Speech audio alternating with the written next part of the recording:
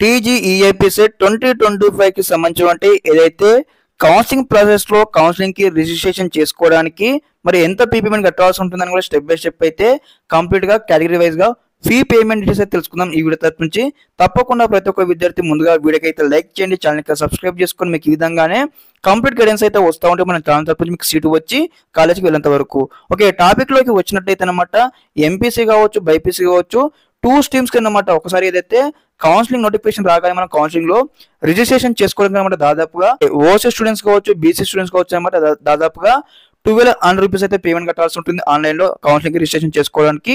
అదే విధంగా SC ST విద్యార్థులకు దాదాపుగా ఏదైతే 600 రూపీస్ అయితే పేమెంట్ చేయాల్సి ఉంటుంది అనమాట ఆన్లైన్ లో. అదే విధంగా సేమ్ అనమాట బైపీసీ విద్యార్థులకు కూడా ఈ విధంగానే ఓసీ విద్యార్థులకు కావచ్చు అదే విధంగా బీసీ విద్యార్థులకు 1200 రూపీస్ అయితే పేమెంట్ కట్టాల్సి ఉంటుంది ఆన్లైన్ లో కౌన్సిలింగ్ కి. అదే విధంగా ఎస్సీ విద్యార్థులకు ఎస్టీ విద్యార్థులకు అనమాట 600 రూపీస్ అయితే పేమెంట్ చేయాల్సి ఉంటుంది ఇక్కడ కౌన్సిలింగ్ అనమాట. అదే విధంగా మీకు ఈ విధంగానే స్టెప్ బై స్టెప్ అయితే కంప్లీట్ గైడెన్స్ అయితే వస్తూ ఉంటాం మన ఛానల్ తరపు నుంచి. అప్పుడు మీకు సీటు వచ్చి కాలేజీకి వెళ్ళేంత వరకు తప్పకుండా మన ఛానల్ సబ్స్క్రైబ్ చేసుకొని మీకు ఈ విధంగానే గైడెన్స్ అయితే వస్తూ ఉంటే మీకు అనుకున్న కాలేజ్ సీట్ వచ్చేంత వరకు. Okay, thanks for watching this video. జై హింద్.